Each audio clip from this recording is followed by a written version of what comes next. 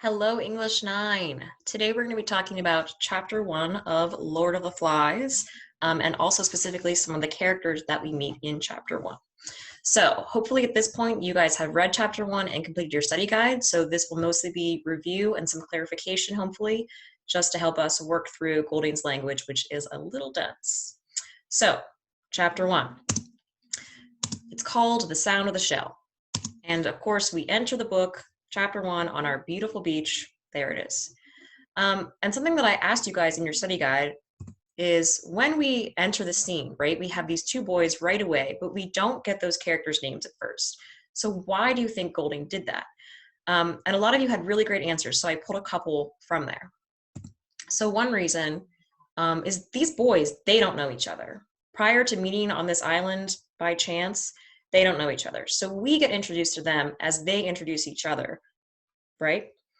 The second reason is that it kind of adds to this mysterious, ominous setting of the island. So we get a lot of description of where they are, and Golding uses a lot of kind of dark, creepy language to describe the setting.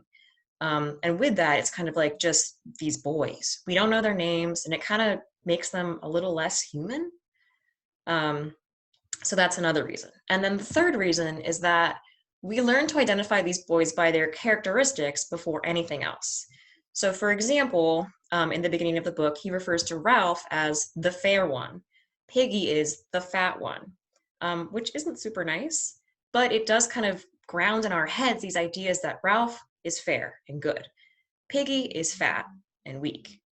So that's another reason that Golding does that. All right, so let's talk a little bit more about Ralph.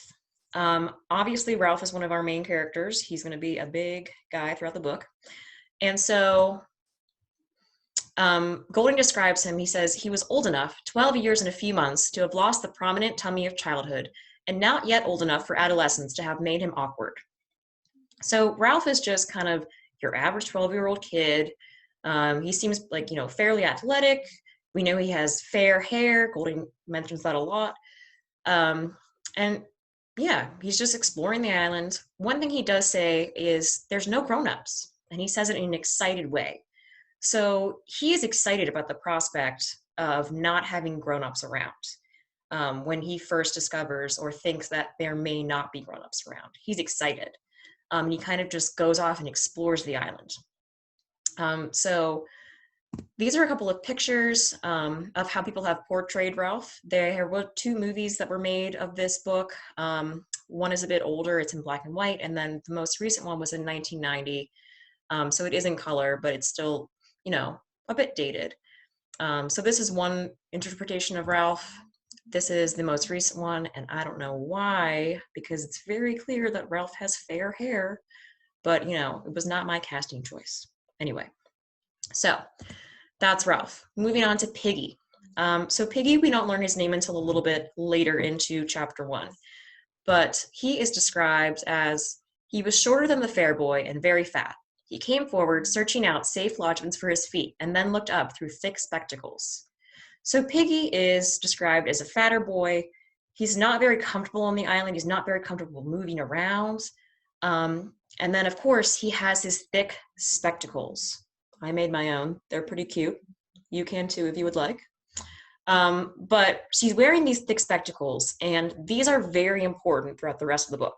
So Golding mentions it once, but he's going to mention it a lot more. All right, so keep that in mind. Piggy has got these spectacles on. The other thing is that although Ralph seemed excited about no grown-ups, Piggy kind of seems pretty scared. He says, "We was attacked. I saw the other part of the plane. There were flames coming out of it." So he mentions, the plane is gone. The plane was attacked, and we're not in a good place right now. There are no adults around us. So he's a little bit different than Ralph in that he right away is a bit nervous about the situation. So here are some portrayals of Piggy. And you can see in both ones, he has those thick glasses, which will be very important to the story later on. So Ralph and Piggy get to know each other a little bit more. They explore the island. Well, really, Ralph explores it, and Piggy just kind of follows him. But we get a little bit more information about it, right? So Piggy asks Ralph his name, and then Ralph says, "Ralph." And then he doesn't do the normal thing, which would be to say, what's your name? He just kind of stands there. So we still don't know Piggy's name. We just know Ralph's, right? And it describes that as Ralph is moving along, he says the fat boy hung steadily at his shoulder. So he's moving throughout the forest, and Piggy is just kind of trailing him. He's not interested in Piggy, and Piggy isn't really getting the hint, or he's just so desperate for this one human connection that he's sticking with it anyway. So they make their way through the forest. Piggy still has not said his name. And so he's kind of trying to keep a conversation going with Ralph. It's not going super well. And he says, I don't care what they call me, so long as they don't call me what they used to call me at school. And this piques Ralph's interest. And he says, well, what was that? And he says, Piggy, which maybe isn't a good idea. Don't tell people the nickname that you were called if you don't like it. But anyway, he tells Ralph. Ralph, of course, is in hysterics, laughing. And Piggy's upset, but he's also kind of okay with it. It says he grinned reluctantly, pleased despite himself at even this much recognition. So he can see that at least formed a kind of bond between he and Ralph. And so he senses that although he doesn't like being called Piggy, now they have something in common and they have almost an inside joke. So there's that. We also get a little bit of family background from both Ralph and Piggy. Ralph says, my dad's in the Navy, he's a commander, he's gonna come rescue us. Whereas Piggy says, oh, my dad's dead and my mom. So we see some stark differences between Ralph and Piggy, not only in their actions and their words, but also their backgrounds. And personally, I just feel terrible for Piggy. I just think, that little guy, I just want to help him. Anyway, so we get that information. And at this point, the boys make the realization, well, more Ralph, Piggy's already made it, but they make the realization that they are on an island and that there are no adults. So they kind of think it through, and Ralph, who originally was like, my dad is going to come save us, not a big deal. Piggy's kind of like, are you sure? How will he ever know where we are? And at that point, the boys are both kind of like, oh my gosh. And Piggy specifically, which is in character for Piggy, but he kind of freaks out and he's like, oh my gosh, like we have to do something. What are we going to do? We have to do something. And so they're kind of in this frenzy. And then Piggy spots the conch. The magic conch, right? And so they pull it out. It's this beautiful shell, right? This isn't a sample conch. I found this one in North Carolina. It's not that big. The one in the book is supposed to be 18 inches, which is like that large. So anyway, they find the conch, and Ralph says, Piggy says, you can blow on that. You can, it's like a horn. And so Ralph tries a couple times and he can't get it. And then Ralph says, Piggy tells him what to do. And so he gets it. And he sounds the conch. And Golding describes it as a deep, harsh note boomed under the palms, spread through the intricacies of the forest, and echoed back from the pink granite of the mountain. Ralph's face was dark with breathlessness, and the air over the island was full of bird clamor and echoes ringing. So we hear that sound of the conch, and it might have sounded a little bit like this.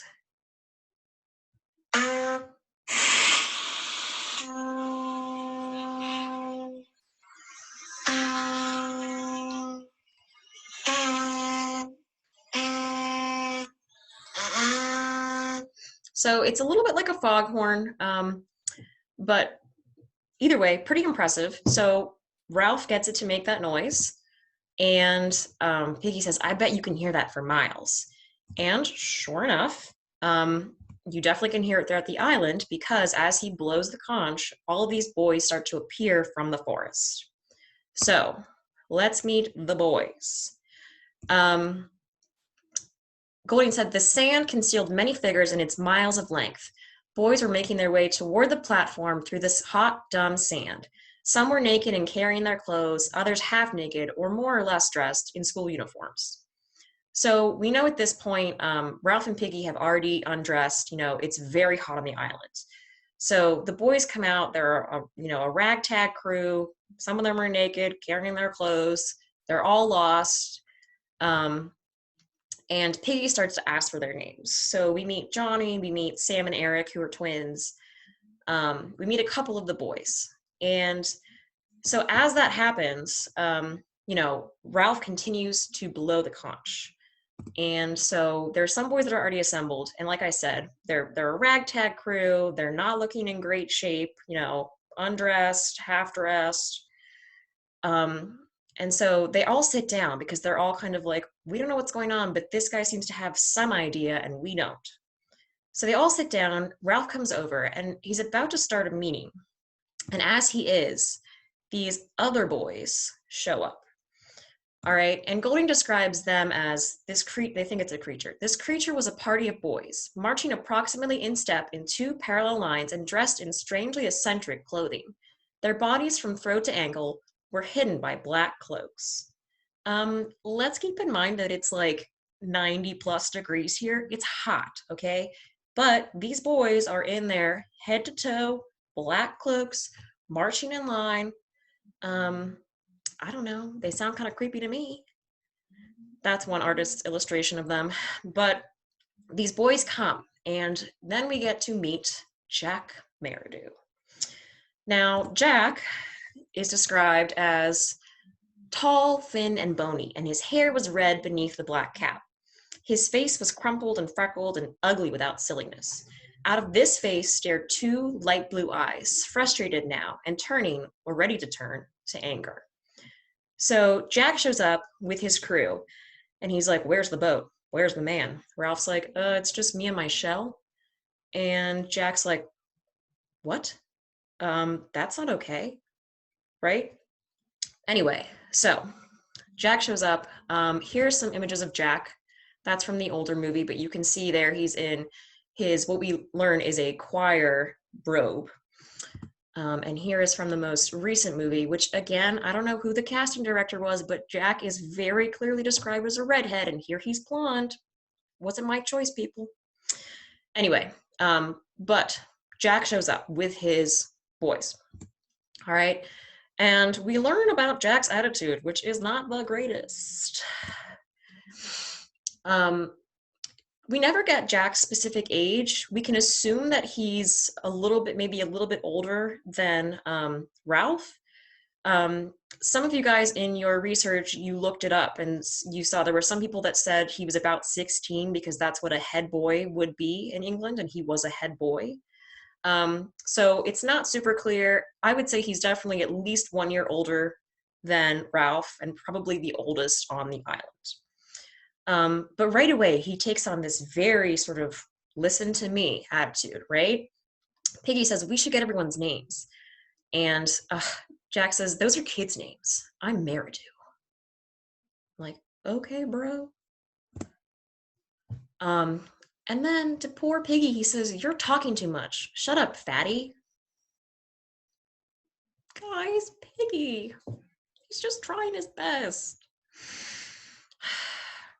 It's so mean. So that happens. And of course, Ralph says, he's not fatty, he's Piggy, which I think he was trying to help, but it really didn't help that much. Anyway, so this happens, and the boys come to the agreement that we need a chief. We need someone to lead us through this new landscape. And so Jack says, I ought to be chief, said Jack with simple arrogance, because I'm chapter, chorister, and head boy. I can sing C sharp. Guys, I've never been on a deserted island, but if you told me you could hit a high note, it would not be a big sell for me on making you chief. So, but Jack says it, and he's arrogant about it. He's like, I can hit the C sharp, make me king. Anyway, so either way, someone says, and it's actually Roger, I think, says, we need a vote. Let's take a vote, right? And so the boys vote, and we never actually learn how many boys are on the island. It's estimated to be between 20 and 25 from what I've read. So it's a fair number of boys. And so the vote comes. And Golding says, in terms of the vote for which is for Ralph, there was his size and attractive appearance, and most obviously, yet most powerfully, there was the conch. So it's up between Jack, who definitely has leadership qualities. He led his boys in formation. He seems to be very confident. And then Ralph, who doesn't have too much going for him, except for the fact that he's attractive and he has the conch. And the conch is really what makes him seem like the best choice for leader, which is a little bit ironic because if you remember, he and Piggy found it together, and Piggy was the one that told him how to blow it. So, either way, the conch seems to be the deciding factor. So, the boys vote for Ralph, and Ralph is the new chief. And Jack is not pleased with it. And Ralph, nicely, I think, says, your choir you can be in charge of your choir still, and they can be hunters or whatever you want.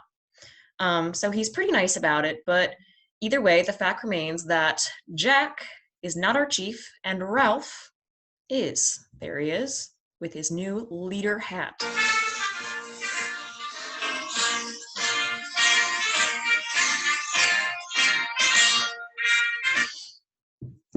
That song is called All Hail the Chief. I thought it was funny.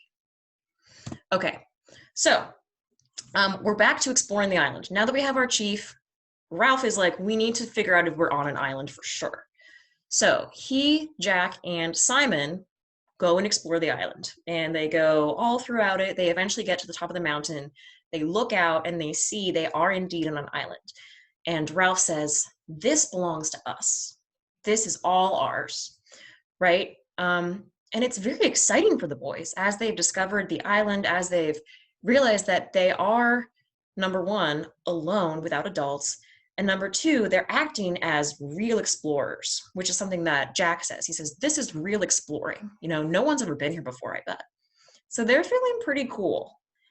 They realize they're on the island and they think, all right, well, we know we're here. We're going to head back down to the crew and tell them and figure out the next step. So they're heading back down, and we have the piglet incident. So this is significant, right? They see the piglet. Jack, he takes out his knife, right? He drew his knife with a flourish. He raises his arm in the air. He's getting ready to stab the piglet, and he just pauses.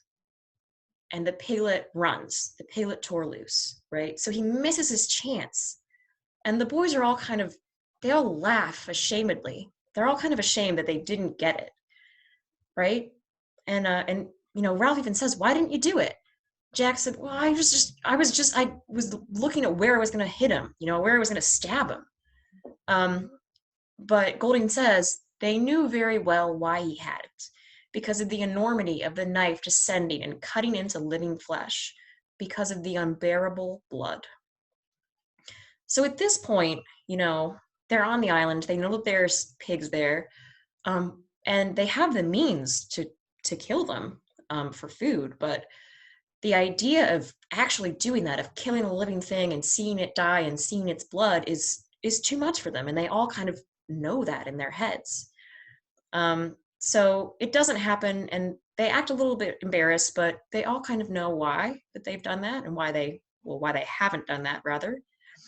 But Jack is embarrassed. He's very embarrassed that he did not kill a pig.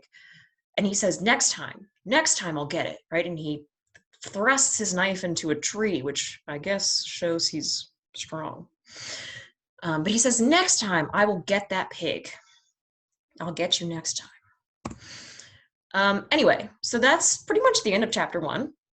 Your task is right now, you're going to go onto Google Classroom and you are going to write a prediction. And I want you to specifically think about the relationships between the boys, So I want you to think, how do you think that these relationships between the boys will change?